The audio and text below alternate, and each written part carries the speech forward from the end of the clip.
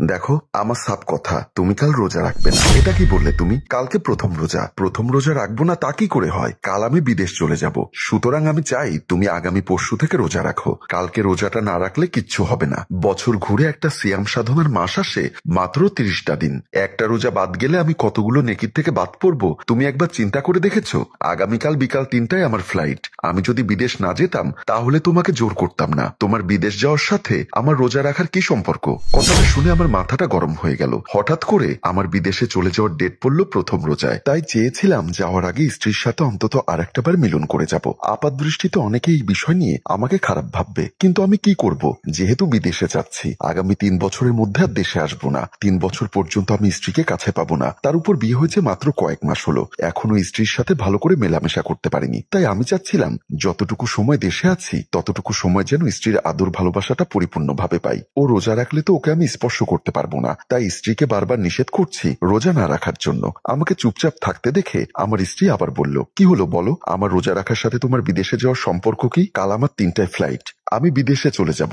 Minimum 3 বছরের আগে বিদেশ থেকে আসবো না। তাই যাওয়ার আগে যতটুকু সময় তোমাকে কাছে পাই ততটুকু আমার জন্য মঙ্গল। বিয়ের পর থেকে তো একটা দিনের জন্য আমাকে বাপের বাড়িতে যেতে দাওনি। সারাক্ষণ আছি তোমার মনের চাহিদা দেহের চাহিদা মেটানোর তালে, তাতেও কখনো আমি না করিনি। কিন্তু আমি রোজা না রেখে থাকতে পারবো না। দেখো ইভা, হাদিসে আছে স্বামী চাইলেই স্ত্রী যদি না করে তাহলে সেই স্ত্রী 70 বছরের ইবাদত বন্দেগী নষ্ট হয়ে যায়। সেটা স্বাভাবিক সময়ে, কিন্তু কাল প্রথম রোজা, আর রোজা না রেখে আমি তোমার চাওয়া পাওয়াকে মূল্যায়ন করতে পারবো না। সাথে সাথে আমি স্ত্রীর গালে একটা কষে চর মেরে দিলাম। মুখে মুখে তর্ক করবে না, যেটা বলছি সেটাই করো। চরের শব্দ শুনে পাশের রুম থেকে আমার মা দৌড়ে আসলো। কিরে মুন্না, তুই স্ত্রীর গায়ে হাত তুলেছিস? হঠাৎ করে মা চলে আসাতে আমি চুপসে গেলাম। ইভা খাটের উপর বসে কান্না করছে। আমার মা আবার বলল, কি হয়েছে বৌমা, তোমরা ঝগড়া করছো কেন? ইভা মায়ের কথার কোনো জবাব দিতে পারলো না। আমিও চুপচাপ দাঁড়িয়ে আছি, কারণ ওকে কেন মেরেছি সেটা তো আর মাকে বলতে পারছি না। মা আবার বলল, কাল প্রবাসে চলে যাচ্ছিস, যাওয়ার আগেও কি স্ত্রীর সাথে ঝগড়া করবি? এমন সময় বাবা এসে বলল, কি হলো মুন্নার মা,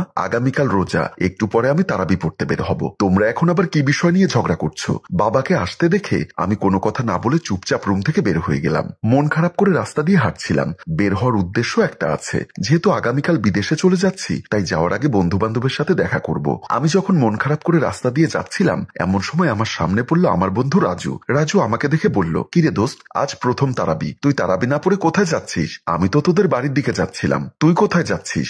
একটু পরে তারাবির নামাজ শুরু হবে, তাই নামাজ পড়ার উদ্দেশ্যে ঘর থেকে বের হয়েছি। আমাদের বাড়ির দিকে কেন যাচ্ছিস? তুই হয়তো বা জানিস না আগামীকাল আমি বিদেশে চলে যাচ্ছি। হঠাৎ করে আগামীকাল ফ্লাইট পড়েছে, তাই তোদের সাথে দেখা করতে যাচ্ছি। বিয়ে করেছিস এখনো 6টা মাস পূরণ হলো না, এর মধ্যে বিদেশে চলে যাচ্ছিস? তুই তো জানিস বিদেশে আমার মামা মোর্শেদ আছে, উনি হঠাৎ করে আমার ভিসা এবং বিমানের টিকিট ওকে করে দিয়েছে। রমজান মাসে ভালো ইনকাম হয়, তাই মোর্শেদ মামা বলল যত তাড়াতাড়ি সম্ভব চলে যাওয়ার জন্য। ঠিক আছে দোস্ত, আল্লাহর নাম নিয়ে যা, যদি ভালো সুযোগ সুবিধা করতে পারিস তাহলে আমার জন্য একটা ব্যবস্থা করিস, সেটা পরে দেখা যাবে। এখন চল আমার সাথে, একটু ইদ্রিসের বাসার দিকে চল। না দোস্ত, আমার প্রথম তারাবি ধরতে হবে, তুই একা যা। ইদ্রিস কি এখন বাসায় থাকবে? আশা করি থাকবে, ওতে এমনিতে নামাজ পড়ে না, তারাবির নামাজ পড়বে বলে মনে হয় না। আমি গেলাম দোস্ত, আমার দেরি হয়ে যাচ্ছে বলেই আমার কাছ থেকে বিদায় নিয়ে আমার বন্ধু রাজু চলে গেল। আমিও ইদ্রিসের সাথে দেখা করার জন্য ওর বাড়ির দিকে হাঁটা শুরু করলাম। রাতে ডাইনিং টেবিলে আমরা সবাই খেতে বসেছি। আমার পাশে বসে আছেন আমার বাবা, আমার ছোট বোন রেশমি এবং আমার মা। ইভা সবাইকে খাবার পরিবেশন করছিল। মা বলল, বৌমা, মুন্না যেহেতু কাল বিদেশে চলে যাবে তাই তুমি তাড়াতাড়ি খাবার শেষ করে রুমে গিয়ে ওর ব্যাগপত্র গুছিয়ে দাও। ব্যাগপত্র সব গুছিয়ে রেখেছি মা, আপনারা তাড়াতাড়ি খাবার শেষ করে উঠলে আমি কাল সেহরির জন্য কিছু রান্না বান্না করে রাখবো। যেহেতু মুন্না কাল বিদেশে চলে যাচ্ছে তাই তোমার কোনো কিছু করতে হবে না, তুমি রুমে গিয়ে ওকে সময় দাও। আমি আর রেশমি সেহরি রান্না বান্না করে রাখবো, যাতে কাল সেহরির ওয়াক্তে উঠে খাবার গরম করে সবাই সেহরি খেতে পারে। ওনারা যেহেতু কথা বলছে তাই আমি আর কোনো কথা বললাম না, চুপচাপ নিজের মতো খাচ্ছিলাম। মনে মনে ভাবলাম আমার মা আমার কষ্টটা বোঝে, তাই হয়তো বা বউকে তাড়াতাড়ি রুমে যেতে বলছে, কিন্তু আমার শিক্ষিত ফরহেজগার বউ আমার কষ্টটা বুঝতে পারছে না। পাশে বসা বাবা বলল, মুন্না, কাল কটায় তোর ফ্লাইট? বিকাল 3টায়। তুমি কি আমার সাথে যাবে? বাবা কিছুক্ষণ চিন্তা করে বলল, আগামীকাল প্রথম রোজা, এমনিতে কদিন আমার শরীর ভালো নেই, তার উপর তুই প্রথম বিদেশ যাচ্ছিস,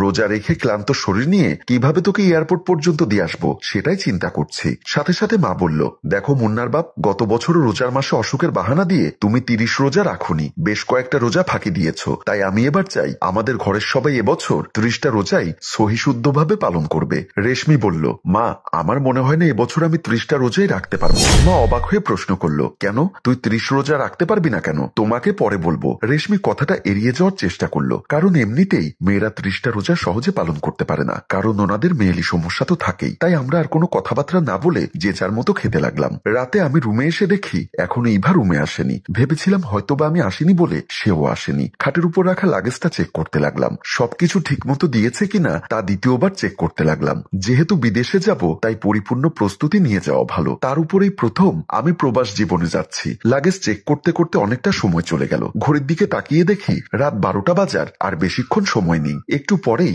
মসজিদ থেকে সাইরেন বাজবে। যেহেতু প্রথম রোজা তাই সবাই রোজা রাখার জন্য তাড়াহুড়ো করবে। স্ত্রীকে বেশিক্ষণ সময় কাছে পাবো না। আবার মনে মনে ভাবলাম, এখন কাছে না পেলে কি হয়েছে, কাল তো আমার 3টায় ফ্লাইট। সকাল থেকে এয়ারপোর্ট যাওয়ার আগ পর্যন্ত স্ত্রীকে আদর করার জন্য অনেকটা সময় পাবো। কিন্তু কালকের কথা কালকে। বিদেশ যাওয়ার আগ মুহূর্তে একজন প্রবাসী জানে তার প্রতিটা মিনিটের কতটা মূল্য। ইভাকে রুমে না আসতে দেখে আমি রান্নাঘরের দিকে গেলাম। রান্নাঘরে এসে দেখি রান্নাঘরে কেউ নেই। তাহলে ইভা গেল কোথায়? সম্ভবত বেলকনিতে দাঁড়িয়ে মায়ের সাথে কথা বলছে। যেহেতু আগামীকাল আমি চলে যাব, তাই আমার শ্বশুরবাড়ি থেকে কেউ কি আমাকে বিমানবন্দর পর্যন্ত পৌঁছিয়ে দিতে পারবে কিনা হয়তোবা সেটা জানার জন্য ওর মাকে ফোন দিয়েছে। তাই আমি বেলকনির দিকে গেলাম। বেলকনির দিকে এসে দেখি বেলকনিতেও কেউ নেই। তাহলে এত রাতে ইভা গেল কোথায়? তাই টেনশন করতে করতে বেলকনির থেকে রুমের দিকে চলে আসলাম। আমার রুমের দিকে আসতেই প্রথমে পড়ে বাবা মায়ের রুম। বাবা মায়ের রুমের দরজার সামনে দাঁড়িয়ে দরজা খুলে ভেতরের দিকে উকি দিলাম। ভেবেছিলাম হয়তোবা ইভা বাবা মায়ের সাথে কথা বলছে, কিন্তু না, দেখলাম বাবা আর মা দুজনে ঘুমিয়ে আছে। তাহলে ইভা গেল কোথায়? মেজাজটা চরম লেভেলের খারাপ হয়ে গেল। এটা কেমন বউ? কাল স্বামী প্রবাসে চলে যাবে, এই মুহূর্তে স্বামীকে সময় দেওয়া দরকার, সে জ্ঞানটা কি ওর নেই? রাগ করে ওকে খোঁজার জন্য ড্রয়িং রুমের দিকে চলে আসলাম। ড্রয়িং রুমের পাশেই রেশমির রুম। কৌতূহলবশত রেশমির রুমের দিকে উকি দিতেই দেখলাম রেশমির সাথে ইভা শুয়ে আছে। পায়ের রক্ত মাথায় উঠে গেল। ইচ্ছা করছিল ঘুমের মধ্যে গিয়ে একটা লাথি মারি। নিজের রাগ কন্ট্রোল করে রুমে ঢুকে ঘুমন্ত ইভাকে একটানে শোয়া থেকে বসিয়ে দিলাম। ঘুমের মধ্যে এভাবে হ্যাচকা টান দিতেই সে চমকে উঠল।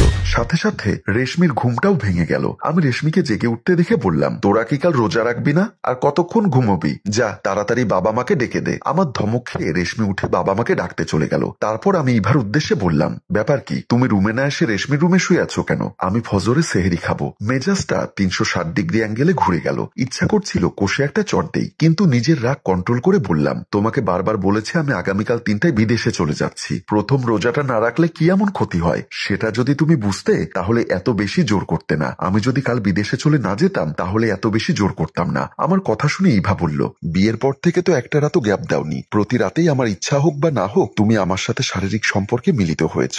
এই একটা দিন গ্যাপ দিলে সমস্যা কোথায় সেটা তুমি বুঝবে না বলেই ওকে জোর করে কোলে তুলে নিজের রুমের দিকে নিয়ে আসলাম। পরদিন সকালবেলা ঘুম ভাঙতেই খাটের পাশে দেখি ইভা নেই। গত রাতে একরকম জোর করে ওর সাথে শারীরিক সম্পর্ক স্থাপন করেছিলাম। সে বারবার বলেছিল ফজরে উঠে প্রথম রোজা রাখবে, কিন্তু আমার কামুক মন সেদিকে নজর না দিয়ে নিজের চাহিদা মিটিয়েছি। ভেবেছিলাম ঘুম থেকে উঠে আরেকবার ওর সাথে মিলিত হব, কিন্তু যখন ঘুম ভাঙলো তখন ওকে পাশে পেলাম না। হয়তোবা সে রোজা রাখেনি। সকালবেলা উঠে হয়তোবা রুম ঝাড়ু দিচ্ছে। যাই করবে করুক, আমার এখন ওকে আবার চাই। তাই খাট থেকে নেমে ওকে খোঁজার জন্য বের হলাম। দরজা দিয়ে বের হতেই সামনে পড়লো রেশমি। ওকে দেখে জিজ্ঞাসা করলাম, রেশমি তোর ভাবি কই? ভাবি ড্রয়িং রুমে। আমি আর ওর সাথে কথা না বাড়িয়ে ড্রয়িং রুমের দিকে চলে গেলাম। ড্রয়িং রুমে এসে আমি চমকে উঠলাম। দেখলাম ইভা ড্রয়িং রুমে বসে কোরআন তেলাওয়াত করছে। যেহেতু গত রাতে আমি স্ত্রীর সাথে করেছি তাই আমার শরীর নাপাক, তাই আমি তাকে স্পর্শ করলাম না। ধমক দিয়ে বললাম, তুমি এখানে বসে বসে কোরআন তেলাওয়াত করছো, কিছুক্ষণ পরেই আমি এয়ারপোর্টে চলে যাব, সে খেয়াল কি তোমার আছে? আমার কথার কোনো উত্তর না দিয়ে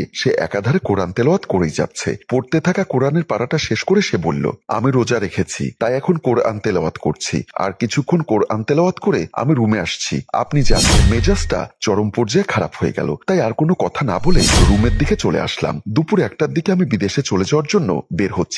মন মেজাজ ভালো নেই, যেহেতু আমার স্ত্রী আমার কথা রাখেনি, সে রোজা রেখেছে, তাই আমার মনটা খুব খারাপ ছিল। আমার ইচ্ছা ছিল যাওয়ার আগে শেষবারের মতো স্ত্রীর সাথে আর একবার উপবাস করে যাব, কিন্তু সে আশাটা পূরণ হলো না। তাই বউয়ের সাথে কোনো কথা বলছিলাম না। ইভা আমার বোন রেশমিকে ধরে দাঁড়িয়ে আছে। আমি মাকে আর বাবাকে সালাম করলাম। মা বলল, সাবধানে যাস বাবা, বিমানে ওঠার আগে আল্লাহর নাম স্মরণ রাখিস।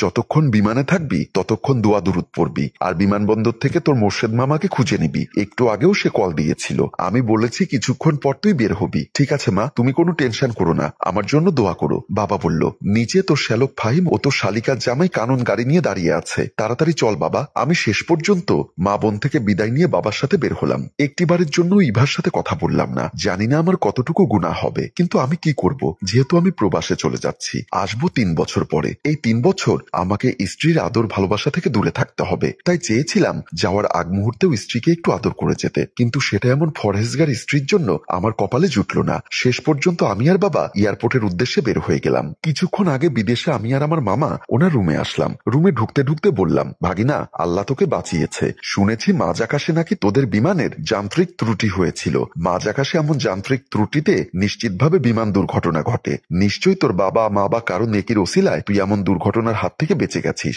আমিও কাঁপতে কাঁপতে বললাম, ঠিক বলেছ মামা। মাঝ আকাশে যখন বিমানের পাইলট বলল হঠাৎ করে বিমানে যান্ত্রিক ত্রুটি দেখা গেছে, আপনারা সবাই দোয়া দুরুদ পড়ুন আর নিজ নিজ সৃষ্টিকর্তাকে স্মরণ করুন, তখন আমি ভেবেছিলাম আর হয়তোবা আমি পৃথিবীর মুখ দেখব না। কিন্তু আল্লাহ পরম দয়ালু, ওনার অসীম রহমতের ফলে আমরা সবাই জানে বেঁচে যাই এবং সহি সালামতে বিমান এয়ারপোর্টে অবতরণ করে। ঠিক আছে ভাগিনা, তুই ফ্রেশ হয়ে তাড়াতাড়ি রেডি হ, আমাদের এখানে কিন্তু এখন দ্বিতীয় রোজা, আমার সাথে তারাবি পড়তে বের হবি, চল। বলেই মামা রুম থেকে বের হয়ে চলে গেলেন। আমি মনে মনে ভাবতে লাগলাম আমি কতটা গুনাহগার। আমার স্ত্রীকে প্রথম রোজা না রাখার জন্য আমি কতটা না চেষ্টা করেছি, শুধুমাত্র নিজের দৈহিক চাহিদা মেটানোর জন্য। রোজার মতো এমন একটা পবিত্র আমল থেকে আমার স্ত্রীকে আমি বিরত রাখতে চেয়েছিলাম, কিন্তু আজ হয়তোবা আমার স্ত্রী আমার কথার অবাধ্য হয়ে রোজা রেখেছিলেন বলেই নেক স্ত্রীর ওসিলায় আমি জানে বেঁচে গেছি। সাথে সাথে মনের সমস্ত দুঃখ অনুরাগ বাদ দিয়ে আমার ফরহেজগার স্ত্রীকে ফোন করার জন্য পকেট থেকে মোবাইলটা বের করলাম। তাকে অন্তত একটা ধন্যবাদ দেওয়া দরকার। হ্যালো ভিউয়ার্স, আমাদের গল্পটি সম্পর্কে আপনার মূল্যবান মতামত কমেন্ট বক্সে লিখে জানান। আর গল্পটির কোনো অংশে যদি আমাদের কোনো ভুল ত্রুটি হয়ে থাকে তাহলে আল্লাহর ওয়াস্তে ক্ষমা চেয়ে নিচ্ছি।